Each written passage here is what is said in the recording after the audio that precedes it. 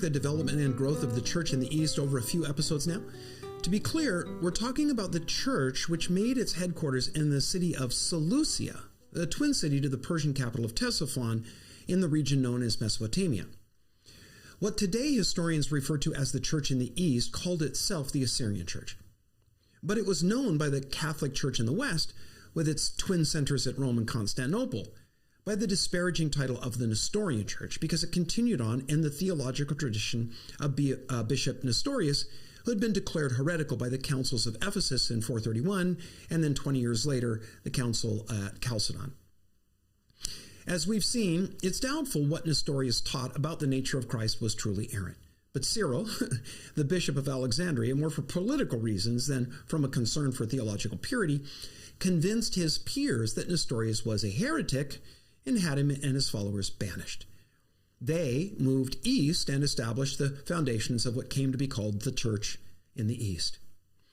While that branch of the church thrived during the European Middle Ages, the Western Catholic Church coalesced around two centers, as I said, Rome and Constantinople.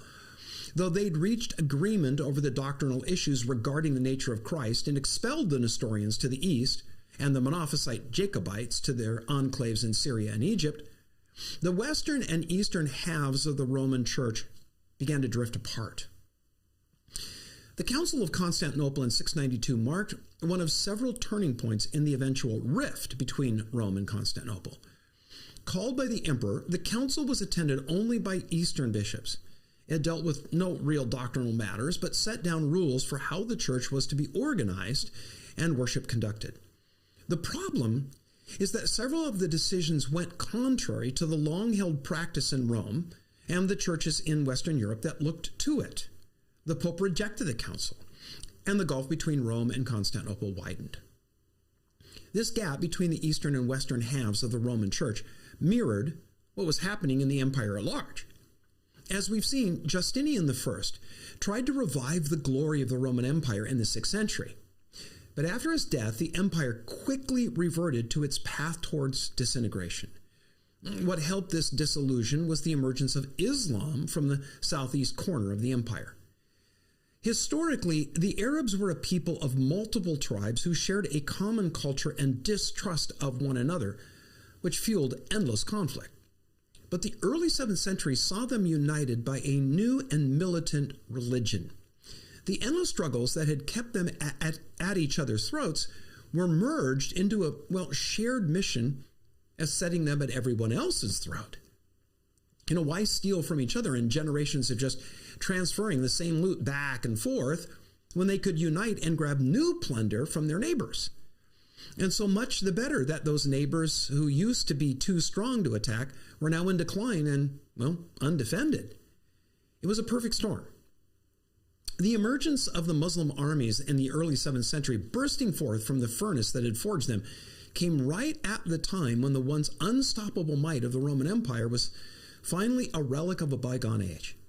Constantinople was able to hold the invaders at bay for another 700 years, but Islam spread quickly over other lands of the once great empire into the Middle East, North Africa, and was even able to get a foothold in Europe when they jumped the Straits of Gibraltar and landed in Spain. In the east, the Muslims swept up into Rome's ancient nemesis, Persia, and quickly subdued that as well. It all began with the birth of an Arab named Muhammad in 570. Now, since this is a podcast on the history of Christianity rather than Islam, I'm going to be brief in this review of the new religion that moved the Arabs out of their peninsula during the 7th century. Islam marks its beginning to the Hijra, Muhammad's move from his hometown of Mecca to the city of Medina in 622. This began the successful phase of his preaching. Muhammad built a theology that included elements of Judaism, Christianity, and Arabian polytheism.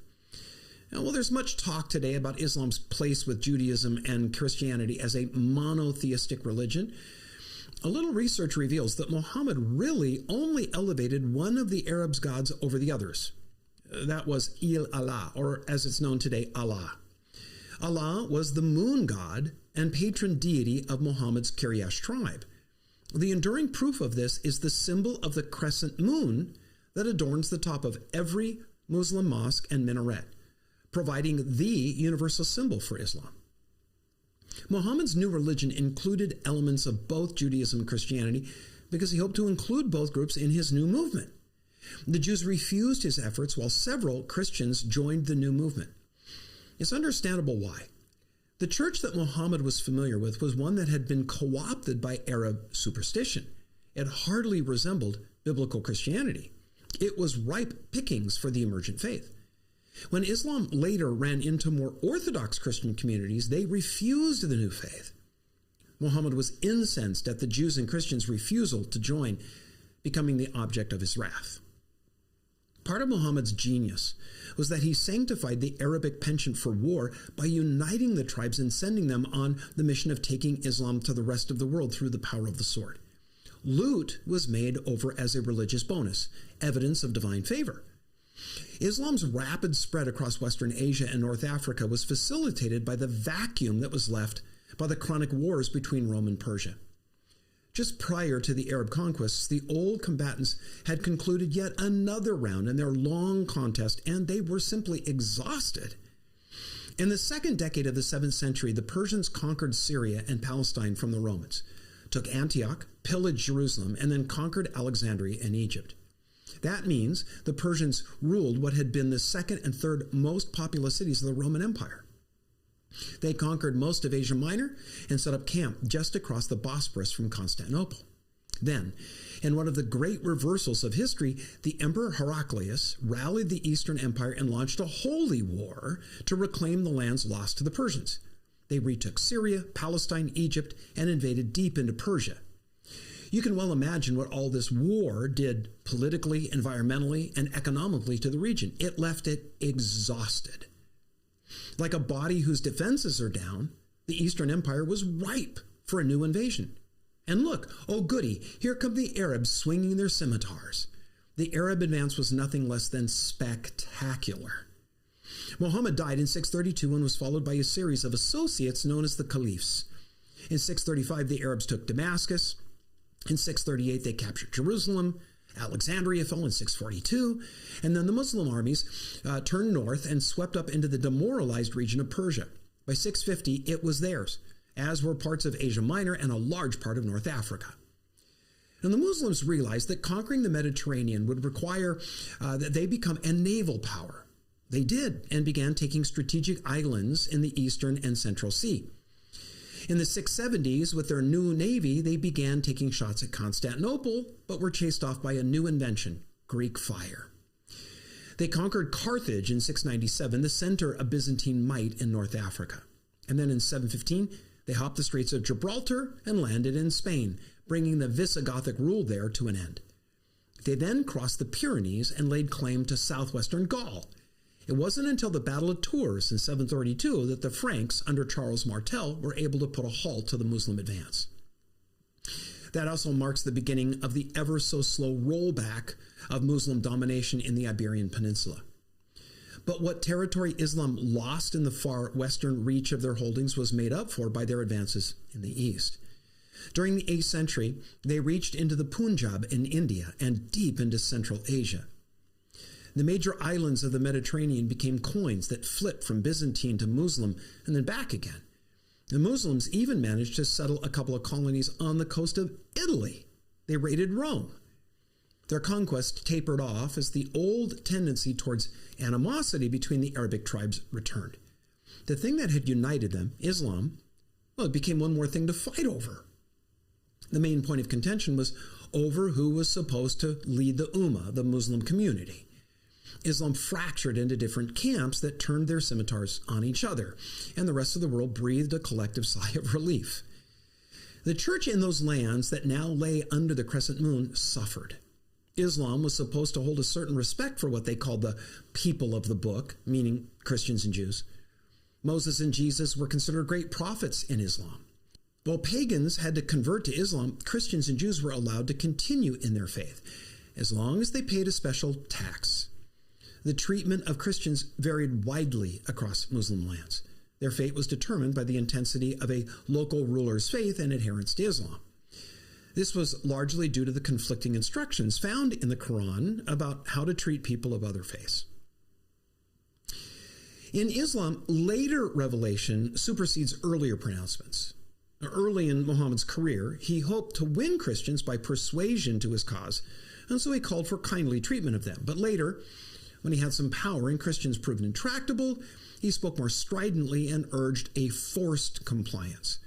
Conversion from Islam to other religion was punished by execution, but the Quran isn't set down in a chronological sequence, and readers don't always know which was an earlier and which was a later revelation.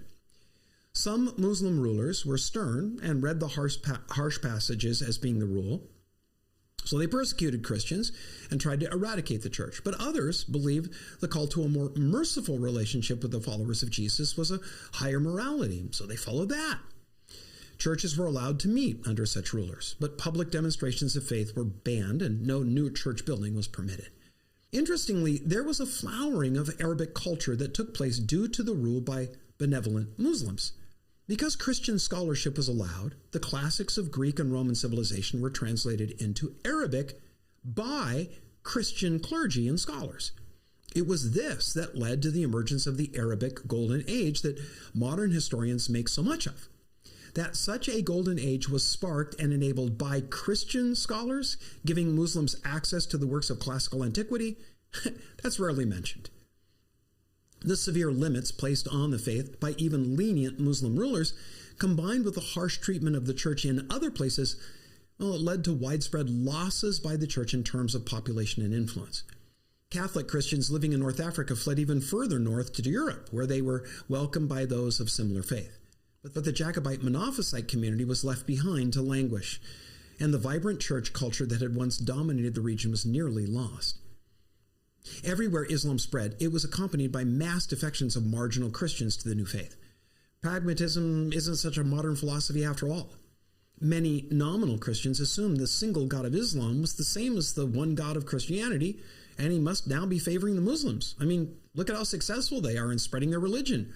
Might makes right. Right? Yeah, maybe he doesn't. But not so loud. The Muslims might hear, and, their scimitars are sharp. As many had converted to the newly emergent Christianity under the auspices of Constantine in the early 4th century, now many converted to Islam under the caliphates in the 7th. Along with the restrictions placed on those Christians who refused to convert to Islam, was added a practice that the Muslims had picked up from the Zoroastrian rulers of Persia. They required Christians to wear a distinctive badge and prohibited them from serving in the army. That was probably for the best, since the army was used specifically to spread the faith by the sword, the Muslim practice of jihad.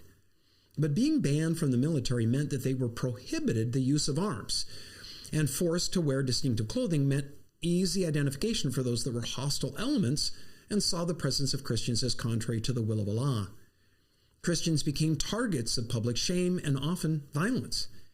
Since conversions from Islam were punishable by death, while conversion to Islam was rewarded, even in the most lenient realms under the banner of the crescent moon, the church experienced a steady decline. As Islam settled in and became the dominant cultural force throughout its domains, most of the Christian communities that remained became tradition-bound. They reacted strongly against any innovations, fearing that they were dangerous deviations from the faith that they'd held so tenaciously to in spite of persecution. Another reason they rejected change was for fear it might lead to success. The church would grow. Growth meant Muslim authorities paying closer attention, and that was something they wanted to avoid. For that reason, to this day, the church in Muslim lands tends to be archaic and bound to traditions practiced for many hundreds of years.